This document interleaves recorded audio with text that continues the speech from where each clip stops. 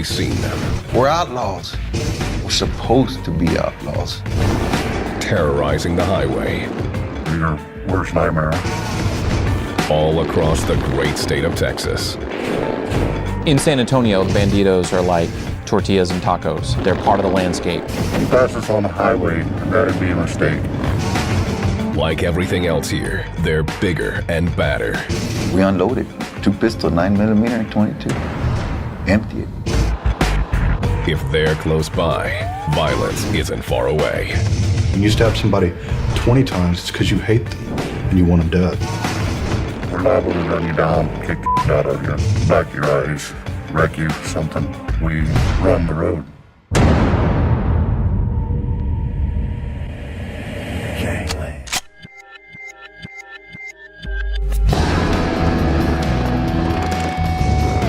The Bandidos are one of the largest motorcycle gangs, or OMGs, in the world. Only the Hells Angels are bigger. These outlaws ride Harleys, traffic drugs, carry weapons, and run prostitution rings. 2,500 strong, the Bandidos rule the roads in the U.S. and stretch across the globe from Europe to Asia and Australia.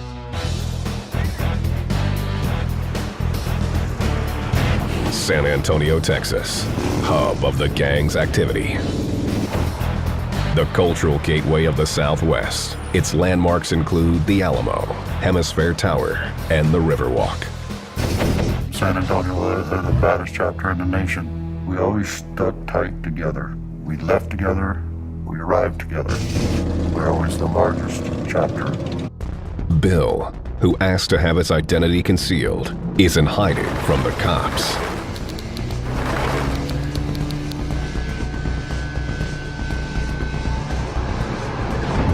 He fears his former gang. A U.S. Army veteran, he was drawn by the outlaw image and brotherhood of the Bandidos.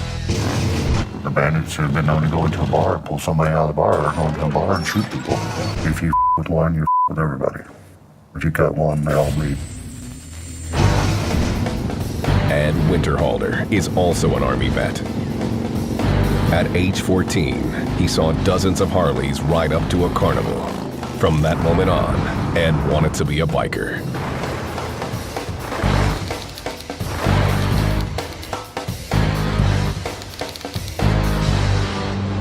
I knew then and there that's what I wanted to be, and that's what I was. It's something that's born into you, to be a biker. While 99% of bikers are law-abiding citizens, Ed and Bill wore badges of honor, showing their allegiance to the other 1%.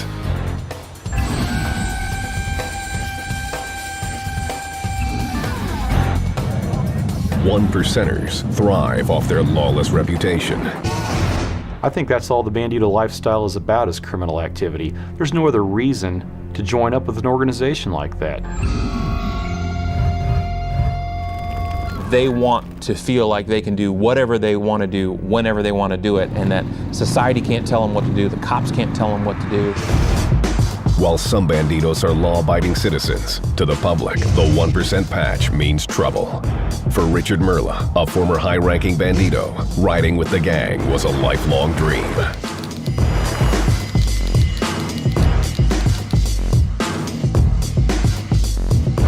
The patch was the most important thing in his life. I've been in the inner circle.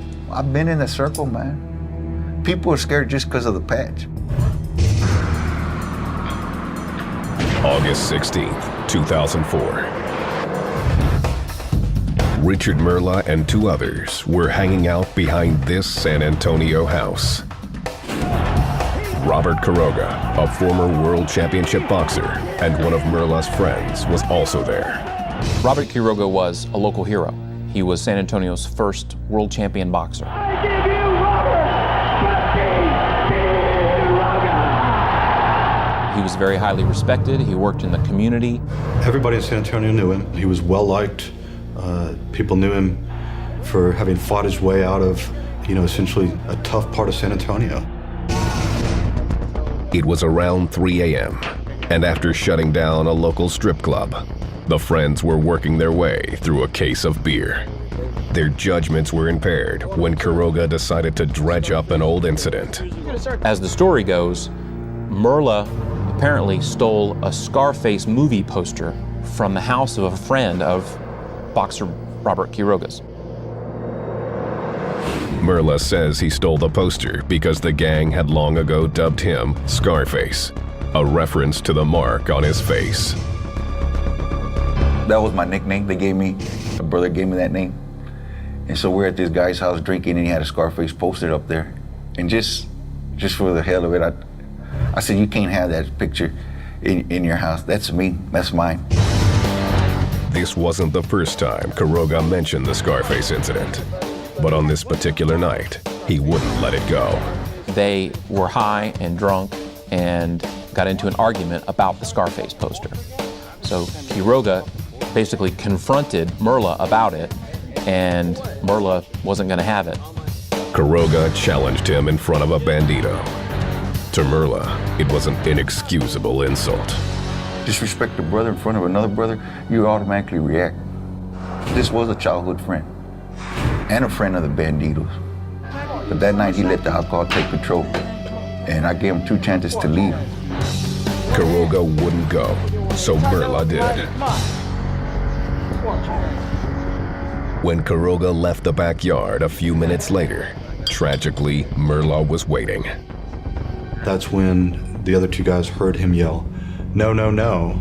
And they looked out and they saw Merla. It looked like he was punching him, but he had a knife in his hand. And so it looked like he was punching him, but he was really stabbing him. It was a fist fight till the knife came out. I got cut here and I got cut here. Didn't even know I was cut, and I just overpowered him and took the knife and used his own weapon on him. Merla fled the scene, not knowing whether the boxer was alive or dead. But he knew one thing. He had taught Quiroga a lesson. Ain't nobody supposed to disrespect a brother. Being one of the brothers was Merla's goal since an early age, when he first saw the Bandidos in his hometown. I always used to see him running, riding around San Antonio. I always wanted to be one, Merla came from a large Catholic family. He was athletic growing up, playing baseball, basketball, and soccer. He credits his father with raising good, solid children. It just so happened to be that out of all kids, I was the black sheep of the family. I just took the wrong direction, and ever since then, I just been in and out of jail and prison. In 1983, Merla, then 17, shot and killed the stepfather of his pregnant girlfriend. He said he was defending her from abuse.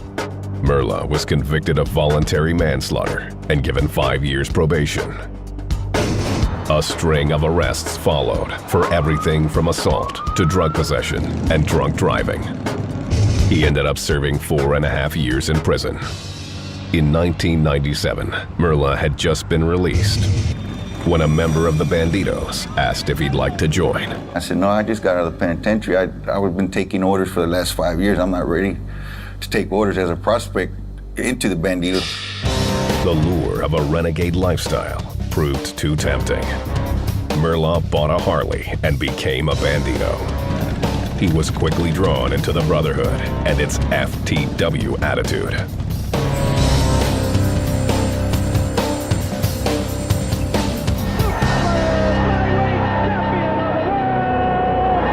It's an attitude that extended even to friends, like Robert Quiroga. One thing you don't do is you don't disrespect a Bandido, or you don't talk back to them, because they'll let you have it. You mess with Scarface, you gonna pay. You can pay.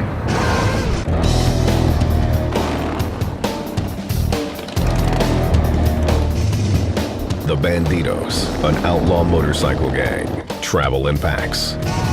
Though some are law-abiding citizens, they live like they're above the law. Their legend precedes them.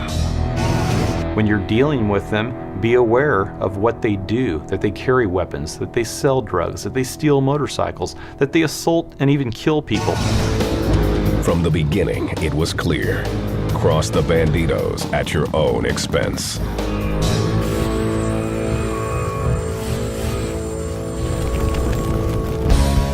It was 1966, and Donald Chambers, a Marine veteran, had returned from Vietnam.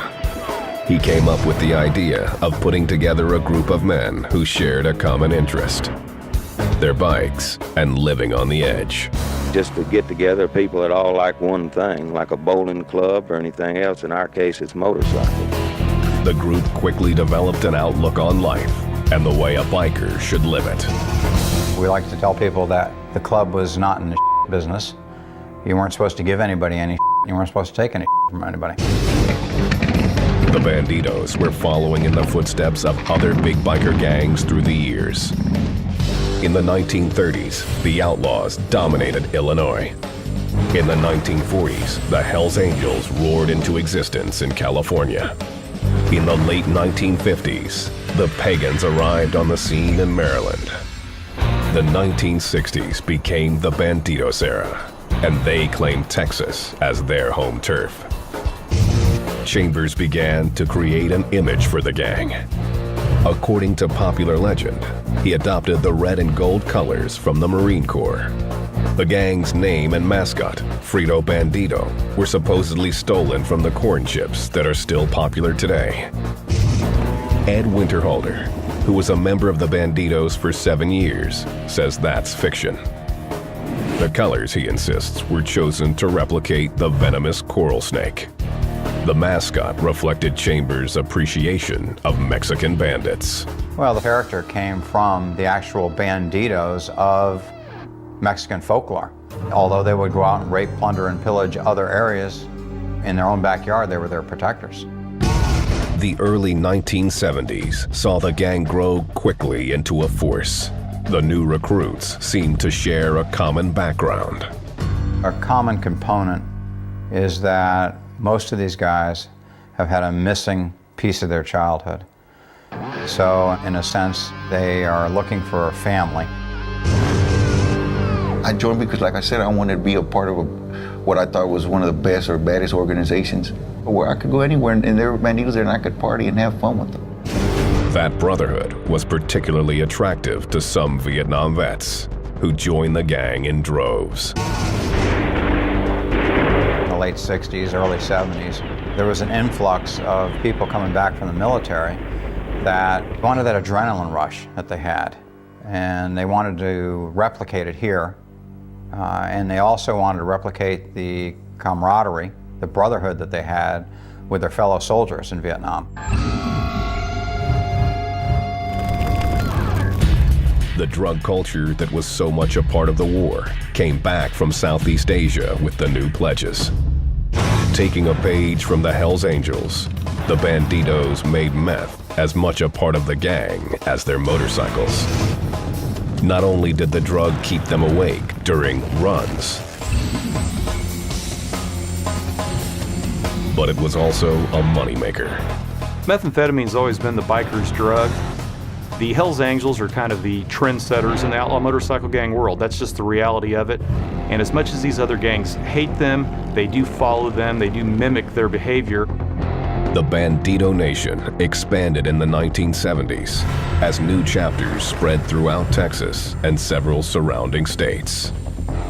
The San Antonio chapter kept a tight rein on membership. They called the shots. You didn't want to throw a patch on and come to us and say we're going to do this because, you know, that's dictating us, and we didn't do that. We weren't dictated to, we were doing dictating. It was clear early on the Bandidos meant business. In 1972, they punished two brothers for trying to pass off baking soda as cocaine. Chambers, the founder and president of the Bandidos, forced them to dig their graves. Then he shot them at close range and set fire to their corpses. Chambers was charged with the double murder and sentenced to life in prison. Despite losing their leader, the Bandidos continued to expand their membership and their criminal activities. There was an evolution of the guys having a good time to where some of the guys, it became a full-time thing for them to commit minor crimes and live their life off of the proceeds. By the 1980s, authorities said the Bandidos had grown into a widespread illegal narcotics enterprise. Members set up distribution networks and turned a profit selling drugs. A lot of these guys are unemployed. Their gang is their occupation, it is their job. You might have 2 members that are stealing motorcycles, 2 members that are selling cocaine, a couple of members that are into marijuana. The Bandidos branched into other criminal activities, dealing in stolen motorcycles, gun running, and prostitution. It's an expensive lifestyle. These guys are required to travel on a regular basis. These guys have to get their money somewhere. They can't just support this off of thin air, and that's where the criminal activity comes in. The 80s also witnessed the gang's international expansion as Bandidos converted existing motorcycle clubs into new sets. It was a new way to grow their criminal business, and before long, chapters in Australia and Europe were patching over. You have to get international because it gives you access to foreign chapters that have access to narcotics that can help you with importation and with your drug distribution network. The Bandidos were now a global criminal network, and law enforcement took notice. In 1985, federal agents arrested 82 members of the Bandidos in 8 states, charging them with manufacturing and selling meth. In addition to drugs, authorities seized more than 150 illegal weapons. In the 1990s, the Gulf War brought a new influx of veterans to the Bandidos. The new recruits were needed to run the gang's lucrative drug trade and fend off competition from their prime rival, the Hells Angels. The Hells Angels believe that they should be the only outlaw motorcycle gang in existence. They think they're better than everybody else, they're smarter than everybody else, and they look down at these other gangs. If the Hells Angels had their way, they'd occupy all 50 states. But it's difficult to do that when you're fighting wars on several different fronts. The fights between the Hells Angels and the up-and-coming Bandidos started occurring frequently. Crossing into rival territory was a hazard, especially if it was with the intention of starting a new chapter. It's all about that bottom rocker.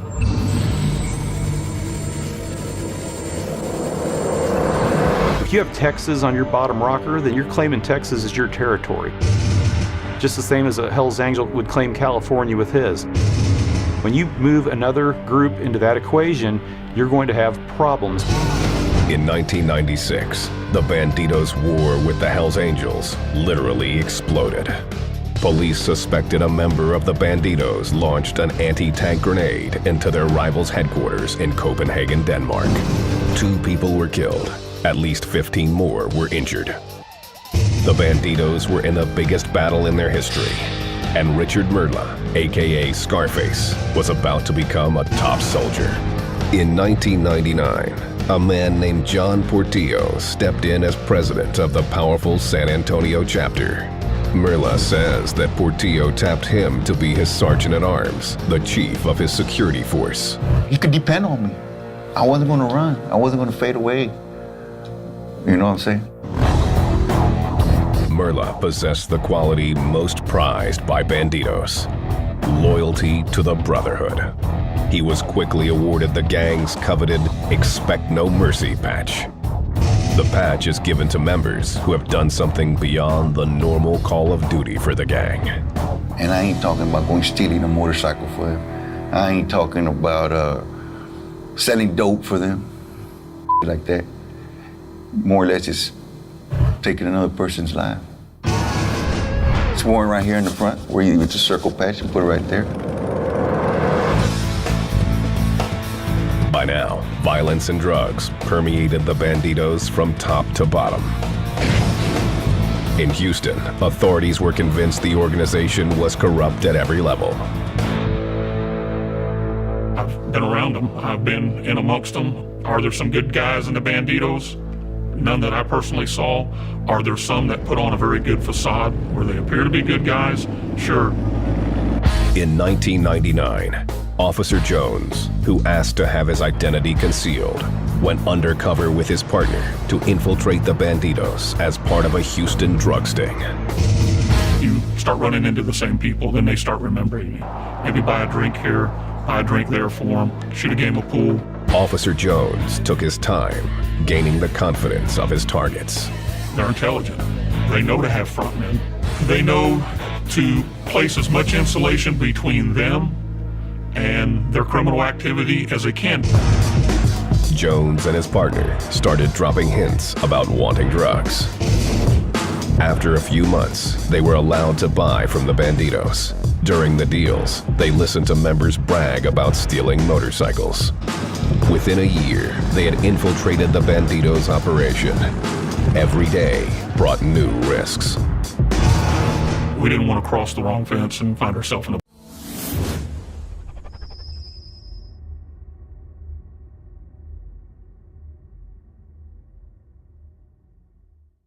bind. Their investigation uncovered large amounts of meth, cash, guns, and knives. It resulted in the arrest of 2 Bandidos.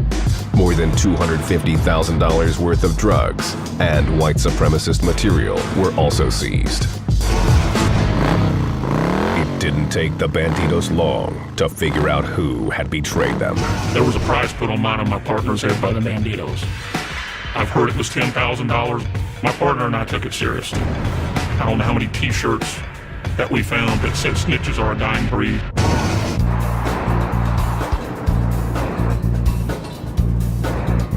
Houston, Texas, 1999. Officer Jones and his partner had infiltrated the Bandidos, the second largest outlaw motorcycle gang, or OMG, in the world. Their sting operation resulted in 4 arrests and the confiscation of more than $250,000 worth of drugs. The Bandidos quickly figured out who had snitched and set a bounty for each officer. My partner and I took it seriously. We took it very seriously. The Bandidos, who insist they never target cops, eventually removed the price from their heads, but only after receiving proof that Officer Jones and his partner were policemen, not informants. Officer Jones still steers clear of the Bandidos. There's not too many places I go where there are Bandidos, but if they're there and I show up or they show up after I'm someplace, I leave. It's not worth the risk. Just the fact of wearing that patch carries a great deal of respect. That's somebody to be feared, somebody to be wary of. And they know that, and they feed off of that. They feed off of the fear of the public, and they like to intimidate.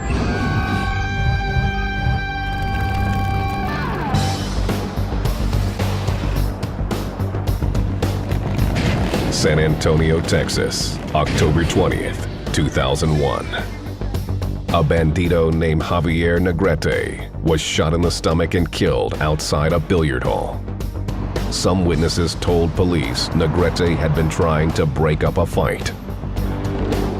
Hundreds of Bandidos laid Negrete to rest in an elaborate ceremony. Then they began to hunt down his killer. Richard Merla, aka Scarface, was front and center. We had different meetings, how we're gonna do it, when we're gonna do it, and blah, blah, blah, and who could we trust? Police had pegged a local named Roberto Lara for the shooting and were trying to build a case against him. The Bandidos got to him first. My mentality was I didn't want him to come and spend the rest of his life in penitentiary. I didn't want him living.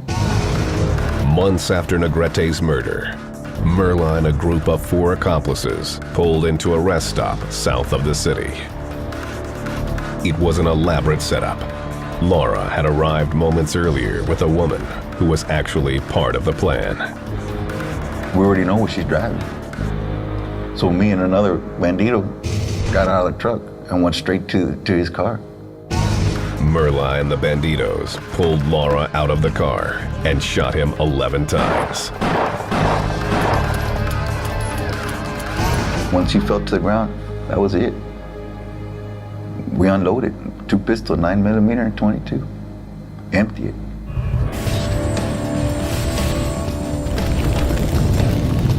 The police didn't have enough evidence to make an arrest, and the Bandidos got what they wanted. What the cops do in 30 days, we'll do it in one night. The Bandidos' effectiveness is partly due to its structure, which is organized like a corporation. One of its biggest chapters is in San Antonio, Texas. The gang also operates a national chapter with its own president, vice president, secretary, and treasurer. The national chapter rotates from city to city, depending on where the national president lives. That model is then replicated in the hundreds of sets found at the local level. Members are required to pay monthly dues and attend meetings they refer to as church. You walk in and you talk about old business from the last week or the last 2 weeks, things that still haven't been settled or decided upon. And then you go to new business and everybody gets to say what they want. During church meetings, they're not going to have any out loud criminal conversations. So they're always under that belief that they're being watched and listened to. The Bandidos will not initiate just anyone. African Americans are not welcome. If you look at their clothing, a lot of the patches that they wear, it's real common to see the SS lightning bolts, to see the swastikas. These guys do embrace that ideology of white supremacy. Women are considered nothing more than property.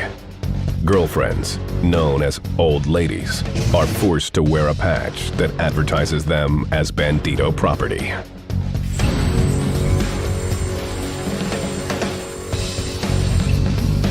Bandidos put their women to work as prostitutes, exotic dancers, and drug distributors.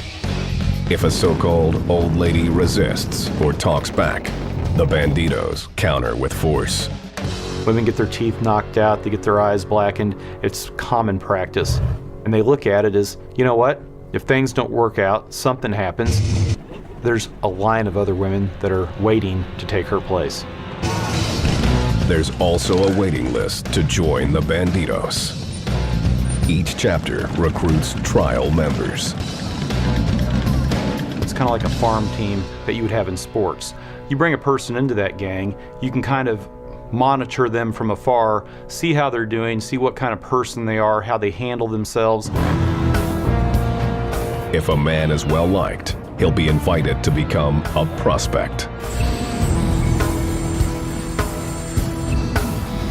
They want the guy who's the street fighter. They want the guy that's the bar fighter. They want the guy who's got the reputation, the street creds, maybe he's been in prison 4 times, that they know hasn't cooperated with law enforcement, wouldn't cooperate with law enforcement, and will do their bidding. Prospects are on call 24/7 and must do things like pick up brothers who've broken down on the interstate. It's very similar to getting involved with a fraternity. You spend a year of your life doing menial tasks for all sorts of members, proving that you're worthy of wearing the patch. It's club first. Everything's about sacrifice, sacrifice, sacrifice. The club's first, your family, and then your job. For Merla, street name Scarface, no sacrifice was too large if it meant joining the gang. I was a very dedicated member, very dedicated. Really, it took a lot of time away from my family, but they understood this is what I wanted to be for the rest of my life, was a Bandido. Once a prospect becomes a full member, he's allowed to show his gang affiliation by wearing the patch. The gang has several standard issue patches they wear on their vests. In addition to the 1%er, they might be seen sporting a number 13. The 13 is for the letter M. It's 13th letter in the alphabet. So it was for motorcycle. Other patches are marked with club mottos: God forgives, Bandidos don't, and BFFB.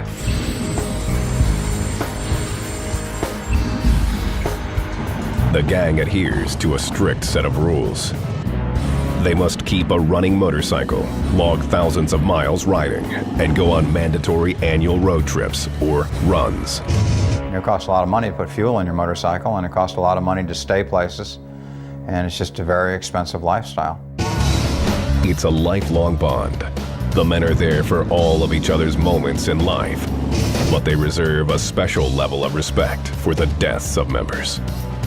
Outlaw motorcycle clubs take funerals seriously. The Bandidos are no exception.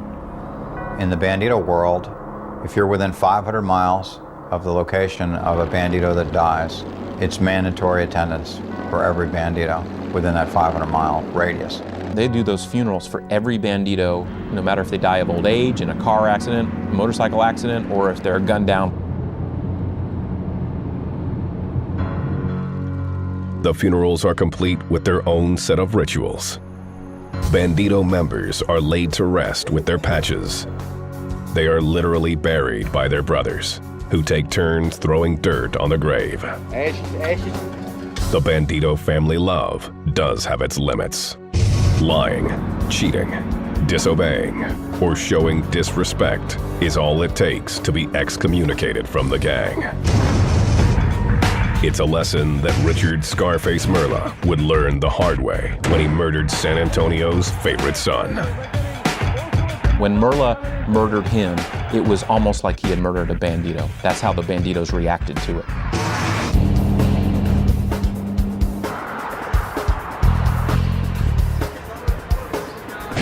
San Antonio, Texas, August 16th, 2004. A fight between Richard Scarface Merla and his friend, championship boxer Robert Quiroga, got out of control when Merla stabbed Quiroga nearly 15 times. Once I saw blood, that was it. There was no stopping me then. It took quite a while before we finally did go down. He tried to stagger out and get to his truck, which was out on the street. Merla fled the scene. It never occurred to him that this night would mark the beginning of his downfall. So after all that happened, I just got in my truck and took off. I didn't know he was dead till the next morning when it came on in the news.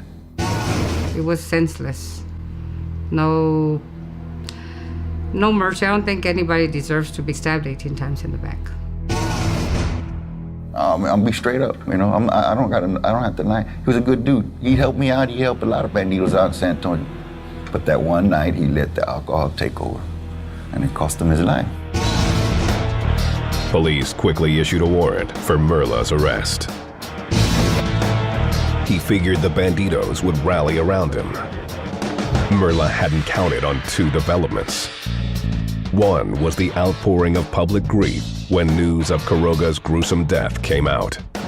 The second was the Bandidos' allegiance to Quiroga, a local hero. When Merla stabbed him to death, that was the ultimate affront to the club. In a press conference, San Antonio's top Bandito, John Portillo, the man Merla says chose him to be his sergeant-at-arms, was quick to distance himself and the Bandidos from Merla. This was not an action of our club. We do not condone this. This was the act of a coward that is no longer a member of this motorcycle club. Merla surrendered to the police. No comment.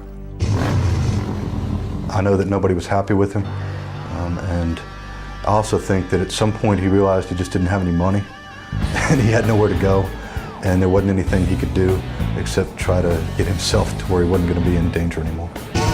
The prosecuting attorney, Jim Wheat, immediately went to work, building a case against the man who killed one of the city's favorite sons. This would be about the same length, about almost the exact same size as the knife that Merla used. We never did find the weapon. There was no weapon, but the prosecutor had plenty of evidence. Wheat had testimony, Merla's truck, his DNA, and the victim's corpse. One cut wound on his face.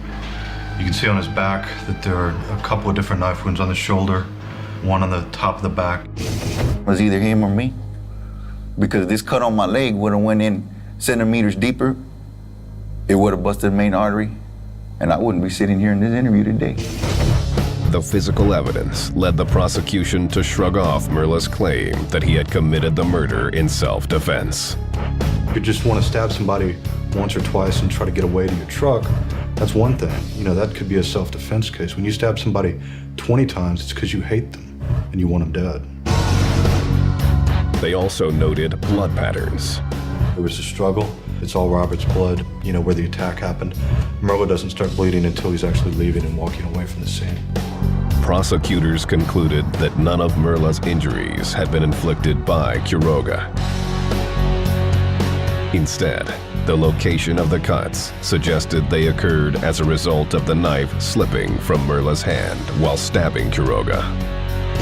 This is the way Merla is. He gets mad and he attacks people. And that's the way he's been before. That's the way he was that night. And then afterwards, he didn't act like anybody who just had to fight somebody off.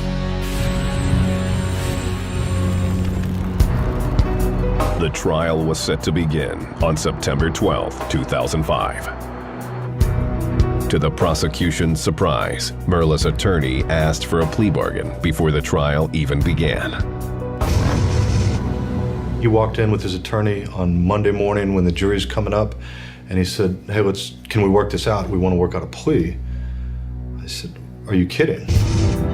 The reason for the plea, Merla had gotten word the state had filed new charges for a stabbing he allegedly committed 2 years earlier. Merla agreed to plead no contest to the Quiroga murder in exchange for dropping the new charges.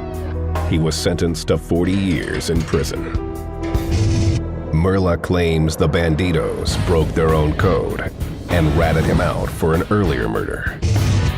The 2002 rest stop killing of Roberto Lara, the man Merla shot 11 times in retaliation for a Bandido's death. I took the rap. Took all the rap. Merla claimed he was simply following the orders issued by President John Portillo when he shot Lara. He had his sources, and when he came to me, he said, that's the guy.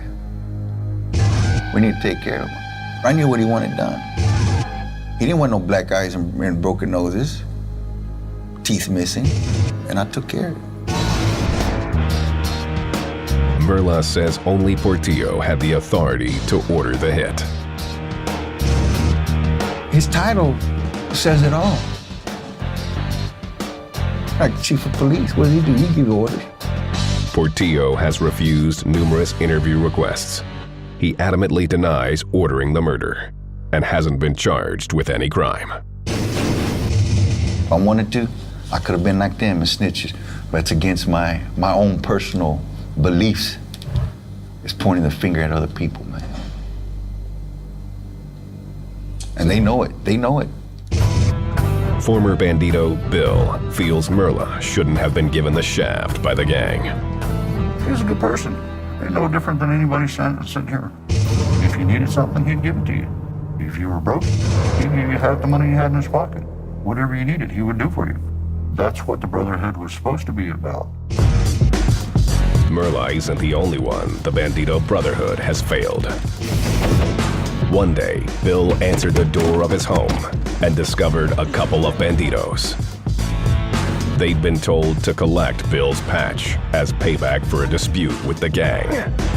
They were going to threaten me in my home. That's my castle. That's my kingdom, and I'm God there.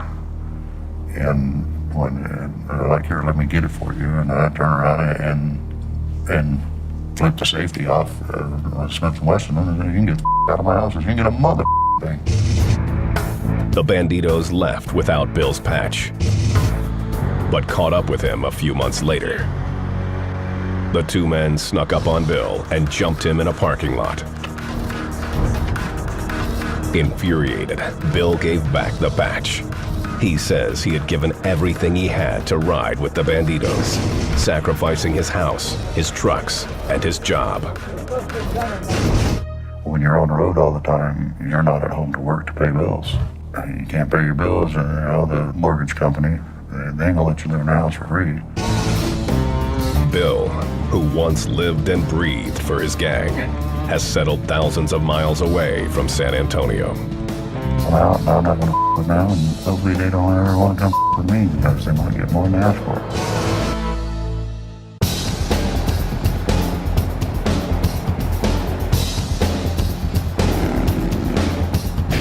San Antonio, Texas, home of the Bandidos. For decades, the outlaw motorcycle gang has trafficked drugs across Texas and the rest of the country. You know that money's coming from somewhere. You can't be naive to that fact. And you have to realize that, yeah, there's something going on. These guys are involved in some kind of illegal activity. Washington State, June 2005. Federal and local authorities arrested 19 members of the Bandidos, charging them with everything from kidnapping to assault and drug distribution. Today, the Bandidos are concerned about their image. Members are strongly encouraged to take part in community events. They've also upped their web presence. Anyone can now log on and buy Bandido merchandise. It's all part of a strategy to soften the gang's image. There's a lot of Bandidos now that have crew cuts, nice trim goatees. Personally, I think it's a smart move. You clean up your image, the public, the perception is, oh, they're not that bad of guys. They could walk up to you in a bar, at a grocery store, whatever, and you would never know from their outward appearance that they are Bandidos. Bill, who was kicked out of the gang, isn't buying it. This public image perception thing, that's bullshit. I didn't care what people thought of me as a Bandito. And why do they care how the public perceives them now? Why should they care? Authorities aren't buying it either. In 2006, a farmer in Ontario, Canada, discovered the bodies of 8 men stuffed into cars that had been abandoned on his fields. The victims, all Bandidos, had been shot execution style. It took only 1 day for police to arrest 5 people for the murders. One of the suspects was a Bandido. The reality of it is these guys clean their own house. They police themselves very well. That can be all the way down from somebody needs their butt kicked and they take care of it, to somebody needs killed and they take care of that. It's no surprise to authorities who say the gang is as dangerous as ever. They have websites. These guys are on MySpace. They're networking with each other. They're talking to other criminal organizations. It's not just about bikers. It's about anything. The Bandidos say they're no angels. They totally admit it. But what they also want to say is that they're not some huge organized criminal enterprise. In 2003, after nearly 20 years around the gang, Ed Winterhalter walked away from the Bandidos. He says meth had become too much a part of the lifestyle, but he doesn't harbor hard feelings about his former gang. I'm thankful for the times that I got to see the rest of the world and got to meet a lot of people from a lot of different walks of life. Richard Merla has a different opinion. Sitting in his prison cell in Gatesville, Texas, he has nothing but burning contempt for his former gang. They cut me loose because I committed a murder, okay? There was no bylaws in the Bandido just saying, if you ever commit a murder, we're gonna kick you out. I'm an outlaw, man. Ain't nothing supposed to stop me from, doing what I'm gonna do. They used him until it wasn't to their advantage to keep him. And then they put him out. They took his badge. He's no longer a Bandito. I don't think he'll walk from prison. I think the only way he'll leave prison is in a box. In 2007, Merla was convicted of the murder of Roberto Lara. He was sentenced to an additional 40 years and has a lifetime to reflect on what went wrong. I had a few regrets in my life, but the biggest regret I ever had in my life was ever becoming a Bandito, because they stabbed me in the back.